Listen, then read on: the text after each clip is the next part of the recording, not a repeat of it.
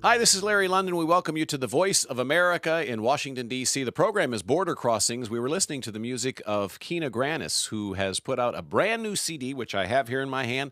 It is called Stairwells. This is her debut album, and we're very lucky and very fortunate to have her in our studios today. So we'd like to welcome to Washington, Kina Grannis. Welcome. Thank you. It's good to be here. Great to have you here. Now, I wanted to ask you, I was reading somewhere that you once sang songs for stuffed animals. Yes. Now, why? I guess that's because you kind of are a bit shy. We were just talking off the air. Yeah. I always was a bit shy, and I guess ever since I was little, I had this urge in me to perform, but not necessarily in front of people. And so I remember lining up my stuffed animals on my staircase, and I would just sit and sing and dance in front of them. It wasn't until many years later that I actually had the guts to do it for real people. Well, it's a good thing you did. I mean, you have a great sound. Thank you. As we were talking about. And you went from violin, you studied violin as a youngster, into pop music. Was that a natural transition for you? Did you find it difficult to make that transition? Well, I think I always loved singing, and that had been there since I was young. The thing with violin is that it gave me an understanding of music, composition more so, I think. So, you know, while violin and singer-songwriter are not very related, I think it did help prepare my brain to start writing and using the singing that I loved so much in a more compositional way. And you also studied psychology. Yes. So I guess that helps you with songwriting, knowing I about suppose, people and how they think. I didn't really know what I wanted. Well, I knew I wanted to do music, and I tried studying music. Wasn't quite for me. I wanted to do it for fun. So I thought, hey, people are interesting, so I'll study them. Now, when did you work on this album? Is this a project that's been in the works for years, or did you just put it together in a short amount of time? It took quite a while. I started in November of 2008 and just finished this past November. So it was quite an order. Oh, wait. Yeah. 2008 to 2009. What was the hardest part of it? Was it the songwriting or? Oh, the songwriting comes pretty quickly. I think it was just trying to find the right sound for it, because when you produce a song, it kind of takes on a new character, and I was very particular about keeping them the way I needed them to be. And this album, Stairwells, what's the message that you're putting out with the song? Are they connected? Is there a story or?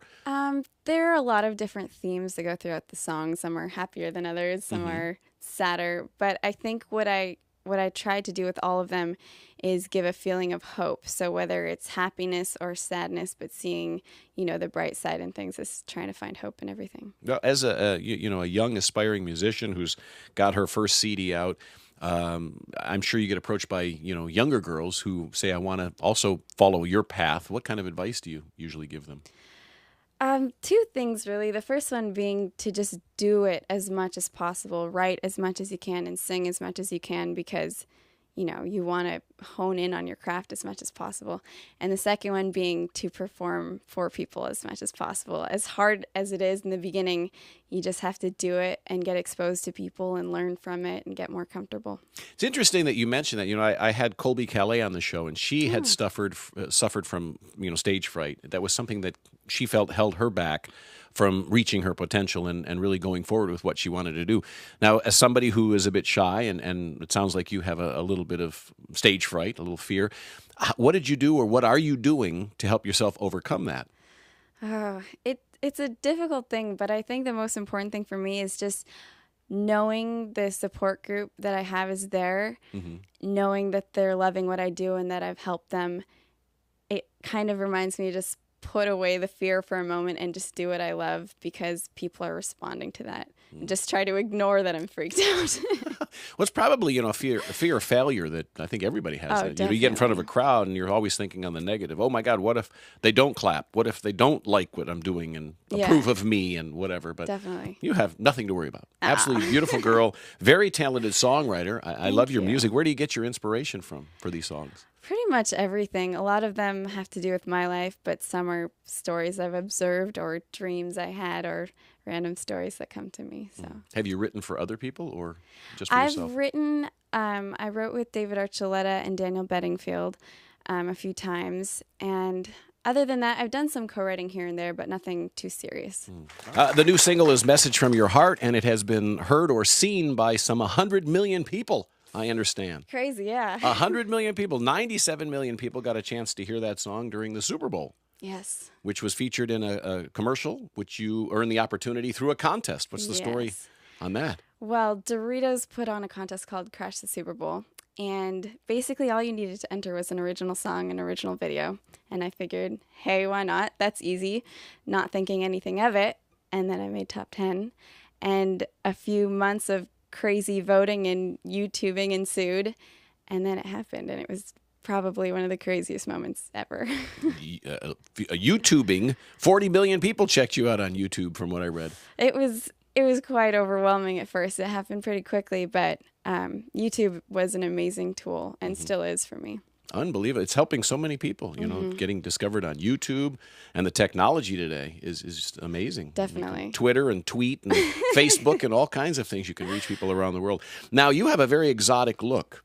And for the benefit of those who are seeing you on the Voice of America television network or on our website, you are a mixture of different looks, different cultures. Yes. One of those is Japanese, which is near and dear to my heart personally. But you have some other mixtures in there too. What are the different cultures are? Let's see. English, Irish, Scottish, Dutch, French, Welsh, German. I think that's it. And how many of those languages do you speak? Oh, dear. Well, I studied a bit of French in high school, and it got pushed out in college when I learned my Japanese. So I speak English. Yeah, well, there you go. Can you speak Japanese? Only a little. A little bit. Skoshi desu. Yes, very good. Well, I studied too. Not as hard as you, though. Stairwells is her album. And why did you call the album Stairwells? Well, it kind of came from college. When I went to USC, that was kind of my time when I started exploring myself as an artist. And I was still very shy, and so I didn't really want to play while my roommate was studying or, you know, outside where all these people were walking by. So I retreated to the stairwells.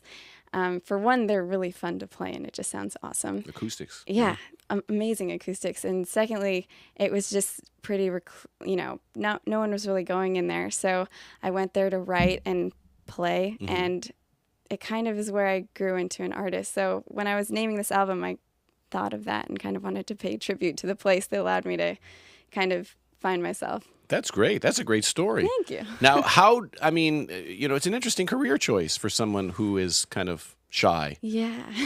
No, obviously you could have become a professor in psychology or something. That's what you studied.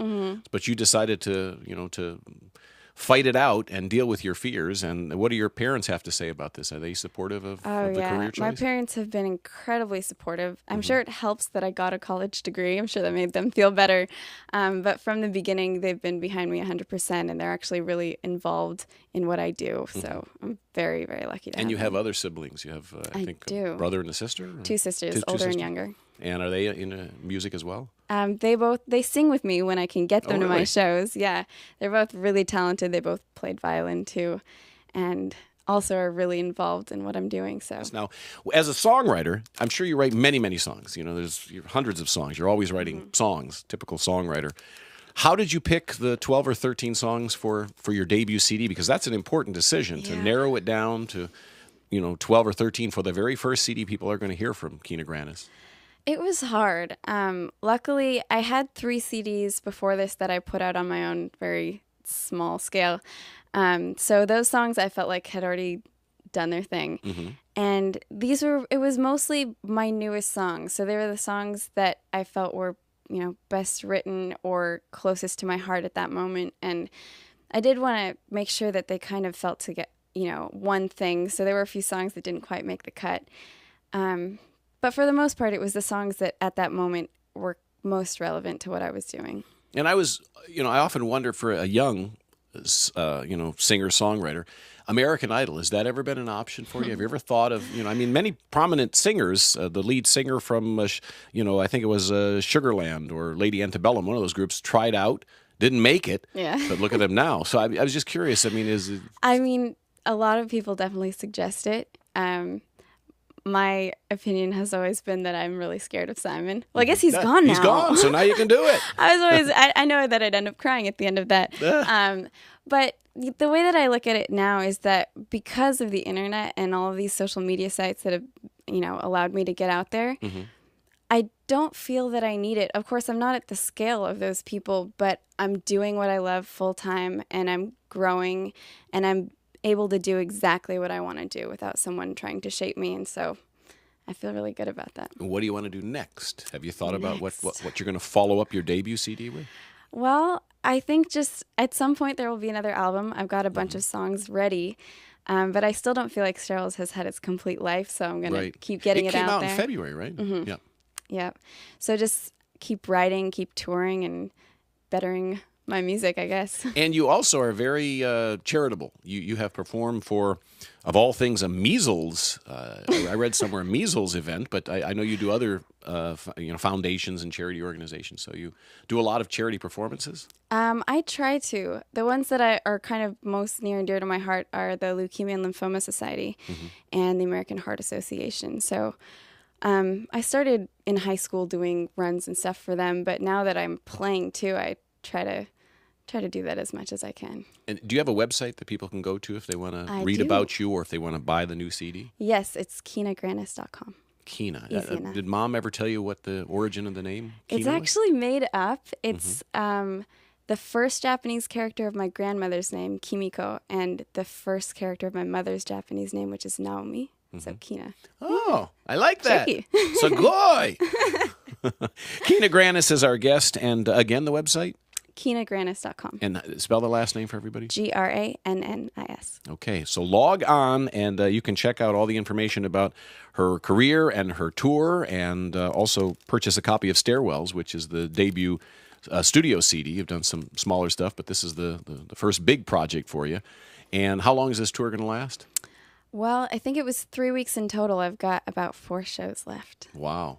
Exciting. Yeah. So, I mean, when you're afraid, a little nervous, you start worrying before you go out on stage, and it all disappears, after the first song, first couple of chords. Yeah. And do you find yourself getting more and more confident with definitely. every show? The first few shows, I was backstage just freaking out for 3 hours before the show. I'm like, gosh, what if I mess up? What if they don't like it? And now that I've done quite a few in a row, I'm feeling pretty good. Good. Do you have favorite songs on the album? A favorite song or favorite songs? I kind of feel like they're all my babies, and to pick a favorite would be very wrong. There are definitely, on certain days, one song might move me more than another, but they're all special in their own ways. Where's the strangest place you've ever gotten inspiration for a song?